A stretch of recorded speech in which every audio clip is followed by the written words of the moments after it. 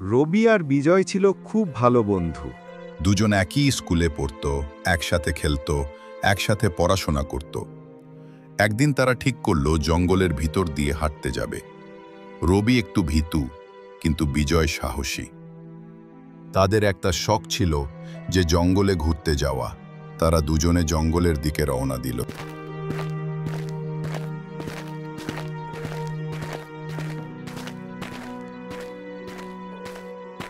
তারা কথা বলতে বলতে অনেকটা ভেতরে চলে গেল।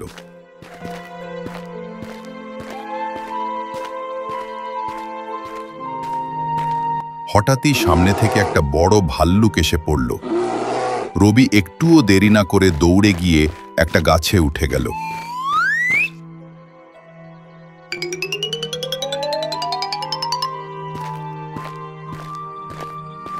রবি, তুই আমাকেও গাছের মধ্যে উঠিয়ে নে, ভালুকটা আমায় খেয়ে ফেলবে রে। তাড়াতাড়ি আমাকে গাছের মধ্যে উঠিয়ে নে, ভালুকটা আমায় খেয়ে ফেলবে, আমায় বাঁচা। আরে আমি এখন গাছ থেকে নামলে ভালুকটা আমায় খেয়ে ফেলবে, তুই অন্য কোনো গাছে চড়ে পড়। ভয়ে কাঁপতে কাঁপতে বিজয় মাটিতে লুটিয়ে পড়ে গেল। নিঃশ্বাস বন্ধ করে মৃতের মতো পড়ে রইল।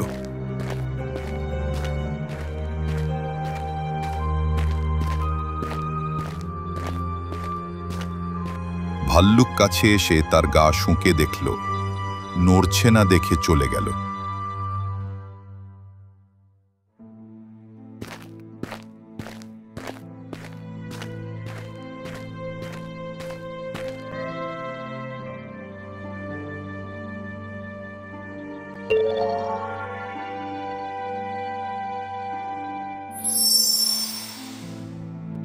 ভয় কেটে গেলে রবি গাছ থেকে নেমে এসে হাসতে হাসতে বলল, বলো তো, ভাল্লুকটা তোমার কানে কি বলল? বিজয় শান্ত গলায় বলল, যে বন্ধুরা বিপদের সময় পালিয়ে যায় তাদের সঙ্গে আর বন্ধুত্ব করো না। রবি লজ্জায় মাথা নিচু করে ফেলল।